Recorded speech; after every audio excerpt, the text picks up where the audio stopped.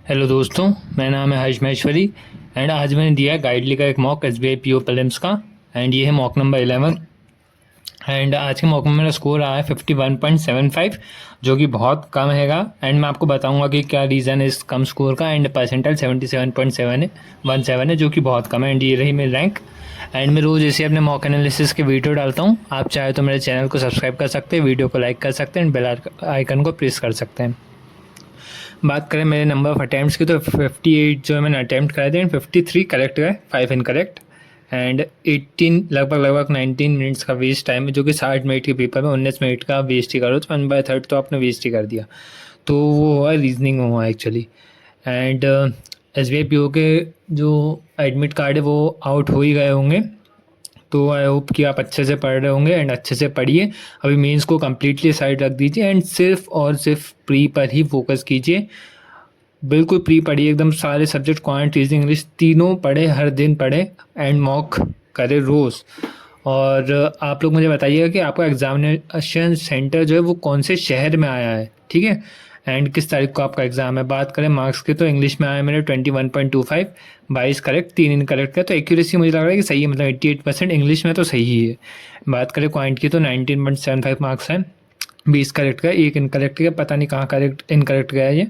95 की accuracy. And आप reasoning में देख सकते हो मेरा स्कोर, आपको पता पड़ेगा कि मेरे स्कोर जो है 51.75 क्यों आया है। सिर्फ बिकॉज मेरे रीजनिंग में 10.75 नंबर आया है, दैट साइड बस। एंड परसेंटाइल की बात करें तो इंग्लिश में 85 परसेंटाइल है लगभग, एंड क्वांट में अप्रोक्सीमेटली 90 है, एंड रीजनिंग में सिर्फ 36 है। एंड सॉल्यूशंस पे चलते हैं। मैं आपको अपनी गलतियाँ भी बताऊँगा। ये मैंने एक सेंटेंस इम्प्रूवमेंट का आया था, पहला ये वाला अटैम्प्ट करा। दैन ये वाला मैंने नहीं अटैम्प्ट करा। दैन ये वाला भी हो गया था मुझसे अटैम्प्ट, ये भी हो गया था। एंड फिर आया था सेंटेंस रीअरेंजमेंट, तो ये तो मैंने देखा भी नहीं एक्चुअली, सिर्फ मार्क करके चला गया था मैं आगे, बट टाइम ही नहीं मिला। दैन ये वर्ड्स बताने थे कि सही से यूज़ हुए कि नहीं हुए। तो ये वाला मुझे डिफ्यूज़ थोड़ा सा कन्फ्यूजिंग सा लगा, तो मैंने नहीं अटैम्प्ट करा। ये कॉम्प्रोमाइज़ वाला मुझे आ गया था समझ। सॉलिटरी का तो मुझे मतलब ही नहीं पता था। देन ये जो मैच द कॉलम है मेरा स्ट्रॉन्ग है, ये मुझसे लगभग हमेशा सही ही होता है दिखता, तो ये तो मैं छोड़ता नहीं हूँ बिल्कुल भी। एंड ये आए थे, 2 क्वेश्चन आए थे, दोनों सही गए मेरे। हालांकि ये वाला एक गलत चला गया, बट आमतौर पे मेरे गलत होते नहीं है ये। और उसके बाद ये जो था आर सी बहुत ईजी आया था। देखो 2 मिनट में तो मैंने रीड मार के इसको टिक भी कर दिया, 2 मिनट फटाफट से इसको रीड मारा एंड बहुत ईजी से इसके क्वेश्चन थे, फटाफट से टिक कर दिए। ये कुछ आधार बेस्ड पे था। और देन ये वर्ड्स फिलर थे, तो ये भी सही है। ये वाला मेरा थोड़ा सा गलत चला गया, मैं इन दोनों ऑप्शन में कंफ्यूज भी हो रहा था एक्चुअली। देन ये वाला भी जो है मेरा सही गया। देन ये है एरर डिटेक्शन। एरर डिटेक्शन इसमें बहुत इजी था, मतलब ये वाला जो मॉक था इसमें इंग्लिश सेक्शन काफ़ी इजी आया था दोस्तों। अदरवाइज एरर मुझसे होता नहीं है, बट यहाँ पे मैंने 3 4 करे, सब सही गए मेरे। उसके बाद बात करते हैं अपन क्लूज टेस्ट की। क्लूज टेस्ट आया था, क्लूज टेस्ट ठीक ठाक था, मतलब एक इसमें गलत चला गया, ये वाला मैंने अटैम्प्ट नहीं करा और 3 सही गए मेरे। ये रीअरेंजमेंट था, ये भी वैसे इजी रहता है, बट इसमें थोड़ा सा टाइम लगता है, मेरे पास टाइम नहीं था, पेपर सबमिट हो गया था। एंड बात करें क्वाइंट की, तो क्वाइंट भी इजी आई थी। ये वाली डी सिर्फ थोड़ी सी टफ थी, इसमें मैं आपको एक चीज़ भी बताऊंगा। और ये वाली डी थोड़ी सी टफ थी। इसमें क्या करना था, the number students applied for S B I P O निकालना था एंड परसेंटेज निकाल, ये परसेंटेज दिया अपीयर का, तो आपको अपीयर निकाल लेना था। बट इसमें आपको ये गलती नहीं करनी थी, आपको ये नहीं निकालना था the number of students who did not appear. ये जब पूछेगा अगर अपन से क्वेश्चन तो अपन निकालेंगे।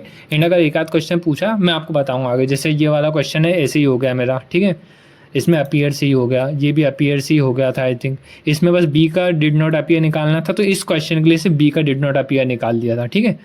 एंड ये वाला भी हो गया था, देन ये वाला भी हो गया था। देन ये वाला 45 वाला मैंने स्किप करा है क्योंकि इसमें ए डी ई तीनों के जो अपीयर नहीं हुए तो वो निकालने, फिर उनको सम करना है। तो भाई इसमें कैलकुलेशन बड़ा था। ये देखो ये टोटल दिए हुए हैं, देन ये अपीयर है, तो अब इसमें से ए को माइनस करो, फिर डी को माइनस करो, फिर ई को माइनस करो, फिर तीनों को सम करो। तो ये बहुत टाइम टेकिंग था, तो मैंने ये अटैम्प्ट ही नहीं करा दोस्तों, ये छोड़ दिया। ये स्मार्ट अप्रोच है, आपको पता होना चाहिए कि आपको क्या छोड़ना है, ये मैंने छोड़ दिया तुरंत ही। एंड 6 नंबर की आई थी, 5 नंबर इससे उठा लिए मैंने डी से। देन ये वाली तो बहुत ईजी आई थी, मतलब 5 नंबर इसने फोकट में दिए, समझ लीजिए आप। 1 मिनट 24 सेकंड में सॉल्व होगी। बस रेशियोज थे एंड फटाफट से इसके क्वेश्चन लगा दिए मैंने। एंड हाँ, क्वेश्चंस की लेंथ छोड़ के, लेंथ देख के आपको डीआई के क्वेश्चन नहीं छोड़ना है। जैसे कि क्वेश्चन था, आई थिंक इसमें है ये वाला क्वेश्चन, तो आप सोचोगे भाई एक्स है, वाई है, लेंदी है, भाई बहुत ईजी क्वेश्चन है, 43 सेकंड में हो गया। सिर्फ 40 सेकंड में अगर आपको एक नंबर देखे जा रहा है तो क्या बुरा है। तो छोड़ना नहीं। 50 वाला है, पता नहीं कैसे गलत हो गया मुझसे, आई डोंट नो, बट मैं जिस देखूँगा बाद में। बाकी तो सब सही गया। और ये केसलेट थी, बट मैंने पेपर पूरा देख लिया था पहले। जो डीआई या केसलेट में अटैम्प्ट नहीं करता हूँ मैं, पहले पेपर गो थ्रू करता हूँ पूरा। एंड जो स्पीड मैच होती है, स्पीड मैच में अटैम्प्ट कर लेता हूँ जो पहले ही दिखती है। एंड जब पूरा पेपर हो जाता है देन मैं डीआईज पे आता हूँ। मेरे को पता तो पड़ गया कि 2 डीआई है, एक केसलेट है और 2 डीआई ईजी है। एक केसलेट थोड़ी लेंदी है, अर्थमेटिक ईजी है। तो भाई मैंने दोनों डीआई अटैम्प्ट करी सबसे पहले ये 47 नंबर पे से जो थी दूसरी डीआई वो ईजी थी, वो पहले अटैम्प्ट करी। देन जो पहली वाली डीआई थी फर्स्ट नंबर पे आई थी, वो दूसरे नंबर पे अटैम्प्ट करी। देन अर्थमेटिक पे गया मैं। तो ये एक स्मार्ट अप्रोच होती है कि ना, मैं इस पर नहीं कूदा सीधे, बिकॉज 3 नंबर तो दे रहा था, एक केसलेट मेहनत पूरी करवाता, तो मैं इसमें कूदा ही नहीं। देन ये सब मैंने करना स्टार्ट करा। अर्थमेटिक भी दोस्तों ठीक रहो। जैसे इस वाले में इतना इजी क्वेश्चन था जिसका, बट मुझे 1.5 मिनट लगा। क्यों लगा? बिकॉज मैंने कुछ गलती कर दी थी। अगर आप कुछ गलती करेंगे तो आपका टाइम बढ़ जाएगा, बट इसका मतलब ये नहीं कि क्वेश्चन हार्ड है, क्वेश्चन तो ईजी था। ये वाला 53 सेकंड में हुआ है, इसमें भी थोड़ा सा टाइम लग गया, मुझे 2 मिनट लगा। देन ये वाला क्वेश्चन मैंने अटैम्प्ट नहीं करा, 10 वगैरह का था। देन ये वाला बहुत ईजी था, 21 सेकंड में हो गया सिर्फ। ये वाला करा। देन ये वाला 55 सेकंड में हुआ। इसमें देखो जैसे अब आपको डी निकालना है, तो पहले D40 जो है वो डाउन स्ट्रीम से आ रहा है, फिर डी अप स्ट्रीम से जा रहा है, फिर वो 8 आवर्स में पहुँच रहा है। तो आपको पूरा डी क्वाड्रेटिक बना के नहीं निकालना है, आपको डी निकालना है डायरेक्ट इससे पुट करके वैल्यूज़ पुट करो एंड इक्वेशन में लगा के देखो। वैल्यूज़ पहले मैंने 70 रख के देखा, आंसर नहीं आया। 40 रख के देखा, आंसर नहीं आया। जैसे डी की वैल्यू 80 रखी तो मेरा आंसर आ गया। तो ये स्मार्ट अप्रोच है। आप पूरा सॉल्व करने नहीं बैठोगे, आप बिल्कुल क्वाड्रेटिक वगैरह बना रहे हो, बहुत लेंदी हो जाएगा। ये मैंने SICI का था, अटैम्प्ट ही नहीं करा। देन ये था एक, ये लास्ट क्वेश्चन मैंने अटैम्प्ट करा था इस सेक्शन में एंड पेपर सबमिट हो गया था तुरंत। पार्टनरशिप का था, ईजी था, 48 सेकंड में हो गया था। देन ये वाला क्वेश्चन भी मैं अटैम्प्ट नहीं कर पाया, ईजी थे बट टाइम नहीं था इतना, तो ये क्वेश्चन मेरे अटैम्प्ट नहीं हुआ। देन ये 3 क्वेश्चन थे इससे रिलेटेड, क्या बोलते हैं इसे, रॉन्ग नंबर सीरीज़ के, तो ये मैंने अटैम्प्ट करे, तीनों मेरे सही गए।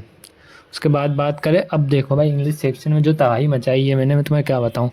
ये पहला वाला दिया था कंट्रीब्यूशन वगैरह, फिर इसमें था कि वोवल जो है रिप्लेस करना इमीडिएट नेक्स्ट से, फिर कॉन्सोनेंट को करना इमीडिएट प्रीवियस से, फिर उनको अल्फ़ाबेटिकल में अरेंज करो, फिर लेफ्ट हैंड से, फिर थर्ड वाला देखो राइट हैंड से, ये वो। तो मैंने सोचा बाद में करेंगे, स्किप मारा। देन ये वाला तो मैं अटैम्प्ट ही नहीं करता हूँ आमतौर पे। देन ये वाला भी मैंने सोचा कि बाद में करेंगे। ये भी इजी था, मतलब कुछ बहुत नहीं था, बस मैं टिक करने वाला था इसको, 8 नंबर एंड पेपर सबमिट हो गया। लास्ट क्वेश्चन मैं अटैम्प्ट करा था ये वाला, इनइक्वालिटी का आया, दोनों अटैम्प्ट करें। देन अनसर्टेन थी, मार्क कर ली कि बाद में करेंगे। देन ये था कोडिंग मैंने करी फटाफट से।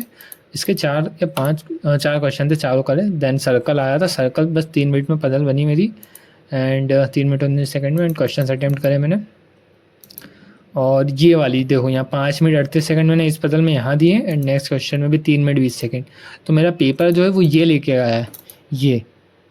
एंड इसमें मैं बस लास्ट लाइन गलत पढ़ रहा था, K is senior to F but not junior to H. तो मैं ये K is senior to F but junior to H ऐसे करके पढ़ रहा था एंड बहुत देर तक मैं बनाता रहा। मैंने 2 बार पढ़ी, दोनों बार यही गलती कर दी मैंने, इस पर ध्यान नहीं दिया नोट पे, एंड बस 8 मिनट मेरे ले गया। इस वजह से मेरा पूरा पेपर ख़राब हो गया। अदरवाइज 60+ स्कोर आता एंड मैं बड़ा ही जो है निराश हो गया अपना स्कोर देख के, बिकॉज बिल्कुल अच्छा स्कोर नहीं है, पेपर क्लोज आ रहे हैं एंड ऐसी गलतियाँ हो रही है, तो अच्छा तो बिल्कुल भी नहीं लगता हैगा।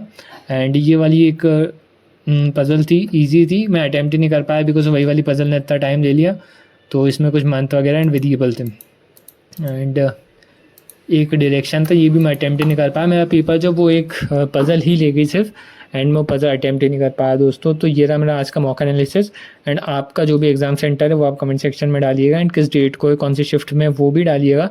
एंड आप बताइएगा कि आपकी प्रिपरेशन वगैरह कैसे चल रही है, एग्जाम में स्कोर वगैरह क्या आ रहा है वो भी मुझे बताइएगा दोस्तों। Thank you so much everyone.